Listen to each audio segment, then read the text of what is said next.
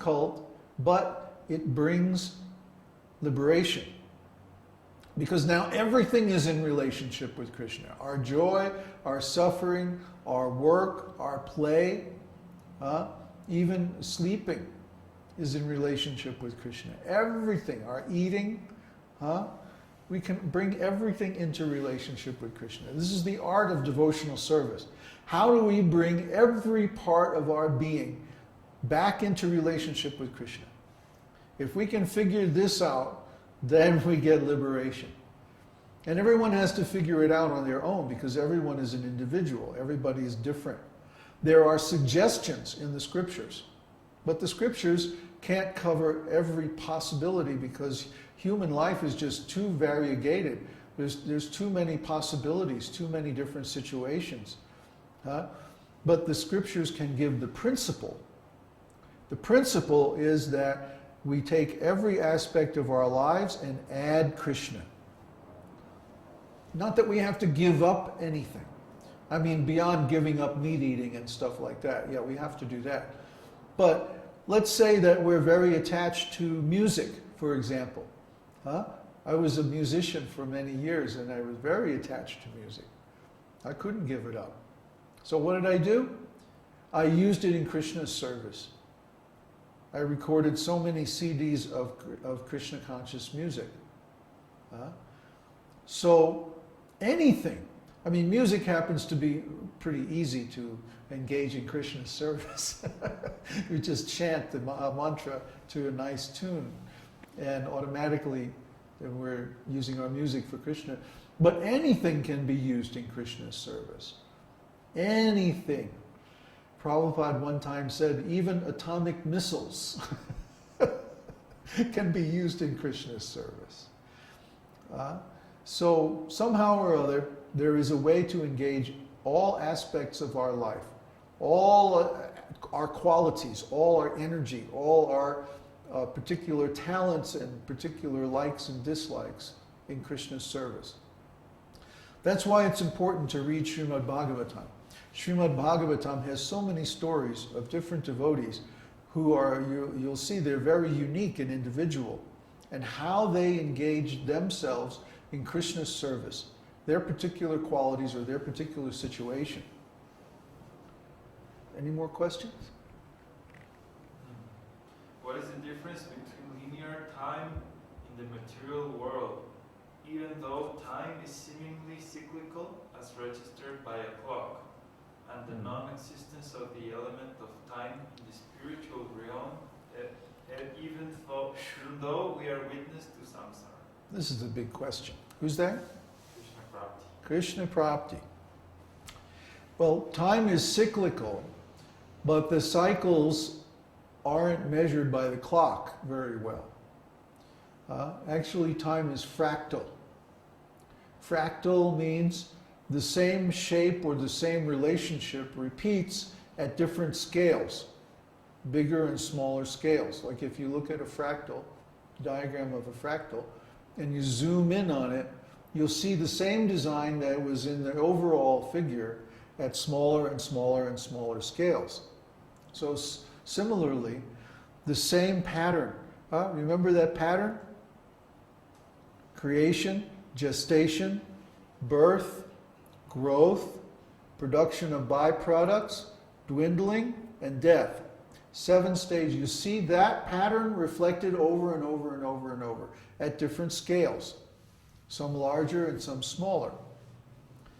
And that's the pattern of time. So that pattern is reflected in the day, the night,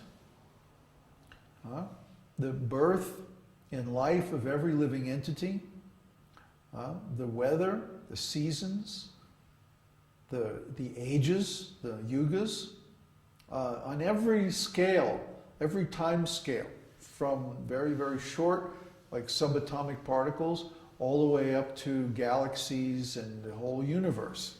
Everything reflects that same pattern, 7 stages. So we have to understand that because time is fractal, but the clock doesn't measure that. That's why we study astrology. because the actual measure is in the movements of the planets and stars.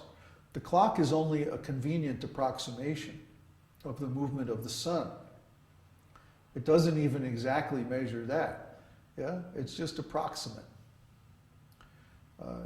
Western science is very good at confusing us by making abstract representations of natural things and then claiming that that's the actual thing. Like time is measured by the clock. Well, like we were just talking about, sometimes time moves very fast and sometimes time moves very slow. Time is subjective, or the measurement or feeling of time is subjective according to our state of consciousness. It's not like clock time says every second or every minute is the same duration, but we experience different periods of time very differently. Like the whole night will pass in what just seems like a few minutes, and then we wake up and it's morning.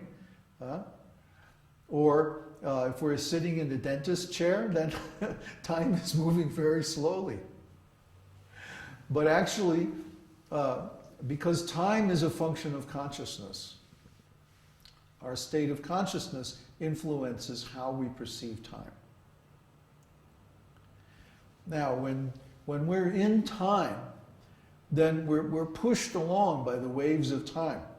Just like a surfer is pushed along by the action of the waves. Except unlike a surfer, we can't choose whether to get on or off a particular wave. Once we're in a material body, we're stuck in time. And we're pushed along in time according to the cycle of manifestation of that particular body. But when we're in eternity, when we're in spiritual consciousness, then we can move in time as if it was space. I think that's the easiest way to explain it.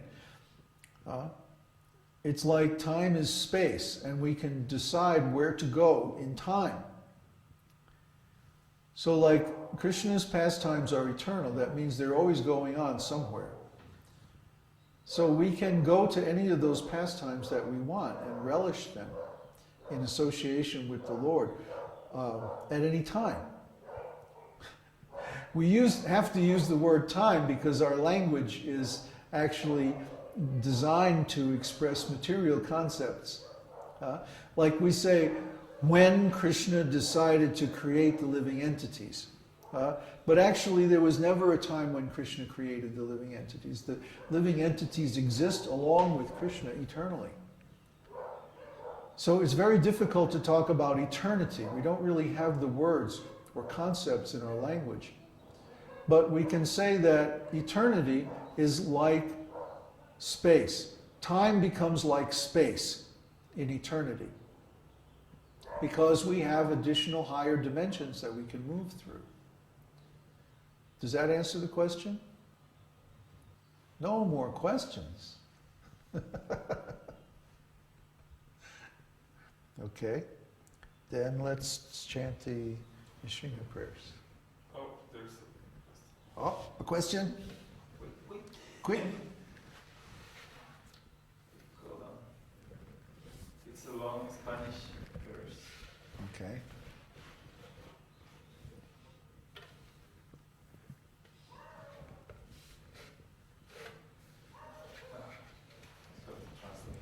Okay, so that's what you're pointing out, Master Baba, is very important to understand, because most persons that are involved in the material world think and even say to others that you cannot attain or agree on the subject of God because it's subjective to everyone. You understand that, right? Okay. I think that persons are angry because they believe that God is as an idea that each person has. But as you say, God is the only truth that can be experimented by all, and there's no differences in understanding God. I mean, the knowledge of God is objective, right? Please, Master, how can we explain this to them?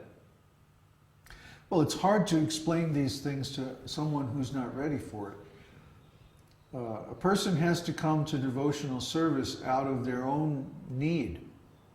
Just like Arjuna. Arjuna had a problem that he couldn't solve. Now, what was the difference between Arjuna and the Pandavas on one side and the Kurus on the other? The Kurus thought, oh, we can solve this. We'll just have a big war. No problem. We'll just kill everybody. Yeah, that'll solve it. They were thinking like that. But the Pandavas were going, no, wait a minute. This is a much bigger problem. This is a very deep problem full of uncertainties and contradictions, and we can't solve it independently. We need Krishna's help.